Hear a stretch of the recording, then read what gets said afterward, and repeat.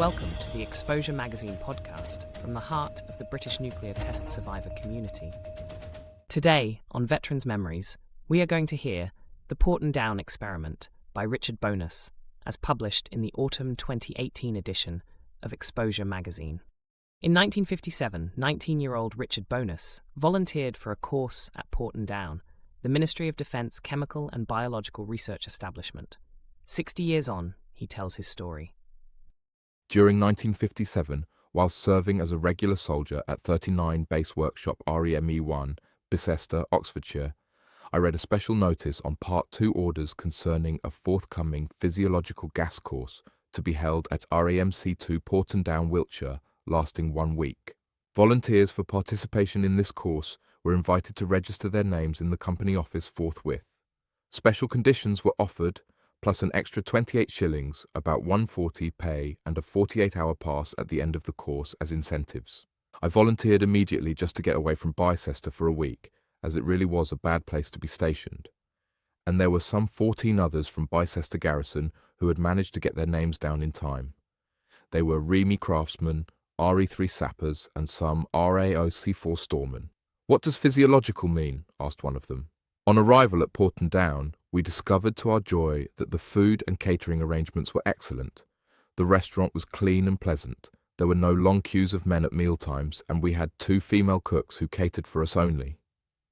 These ladies were such a welcome change from the sour-faced army cooks we had become used to, and this place was so different from the nice and hut cookhouse at Bicester with its poorly cooked rations. These ladies would greet us with a smile at breakfast, asking how did we like our eggs cooked, hard or soft-boiled, and we were allowed more than 1 egg each. There were separate tables for 4 set with clean tablecloths, cutlery and condiments. Tea was served to us in cups and saucers instead of the undersized potties we normally used. There were no parades, no guard duties or fatigues to spoil the dream. We had a television room, my family didn't have a TV until 2 years later, and a smart snooker room, which would have normally been the officers' mess. Luxury. So these were the special conditions promised to volunteers, and very welcome they were too. But why on earth was the army being so kind to us? What was so special about this course? We didn't have to wait long to find out. We were put into humid, hot rooms with temperatures of 80 degrees Fahrenheit and made to step up and down onto wooden benches for 10 minutes. Then we had to stop for 5 minutes, then start stepping up and down again for another 10 minutes. This went on and on. Doctors and staff from the Royal Army Medical Corps were present, monitoring our rates of perspiration and heart rates and so on. Then, mustard gas was applied in small drops to the inside of our forearms, which immediately caused blisters to form. These were noted by the ever-present doctors. I still have the scars. On the 2nd or 3rd day, we were split into 2 groups. I was in the 2nd group. The first group were put into a sealed gas chamber, whilst a nerve gas, as we were told, was pumped in over a period of about 2 hours. The effects of this gas on the men inside were observed from the outside of the chamber by a group of doctors and students looking in through a large window at the front of the gas chamber.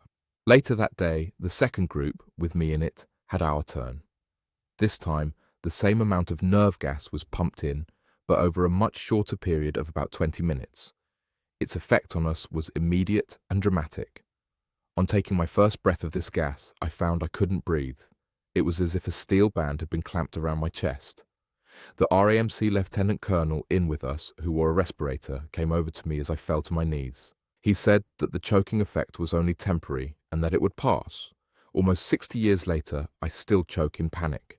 How temporary is temporary, I wonder? We were permitted to do anything in there except smoke. We played cards with the pack provided and very quickly began acting silly, laughing at nothing and behaving very foolishly, as if suddenly quite drunk.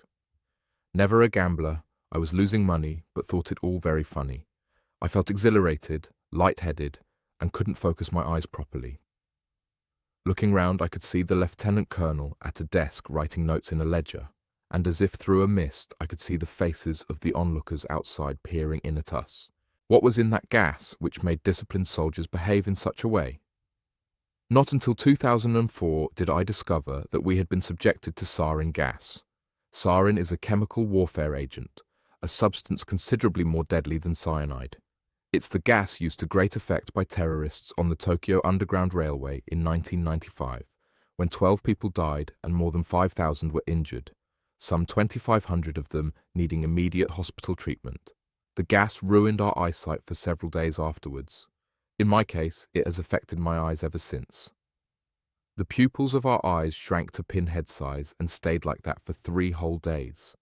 Exposure to light caused intense pain and discomfort.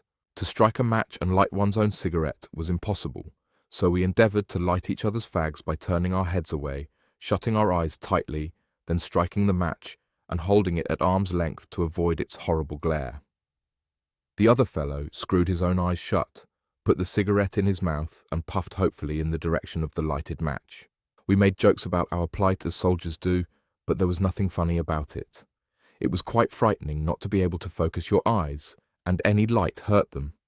We weren't capable of doing much after this, but we had good food and comfortable billets, so we made the best of it. At Bicester, we lived in damp Nissen huts. On the last day, a civilian doctor spoke to us, thanking us for volunteering for the course and saying that they wouldn't be able to carry out experiments or do any proper research without men like us. Well done. Then we were taken back to our units with a plaster on each arm, a weekend pass, the promise of an extra 28 shillings, and eyes oversensitive to light. Mine still are. In 2004, the Coroner's Court in Trowbridge, Wiltshire, returned a verdict of unlawful killing caused by the application of a nerve agent in a non-therapeutic experiment on leading aircraftsman Ronald Maddison. LAC Maddison was a 20-year-old airman who died at Porton Down in 1953, an hour or so after the application of Sarin to his arm in a gas chamber. Thank you for joining us on the Exposure Magazine podcast. We hope this retelling of the Porton Down experiment by Richard Bonas has shed light on the enduring legacy of the British nuclear tests. Thank you for joining us today as we bring Exposure Magazine to life. Like, subscribe and share for more great podcasts.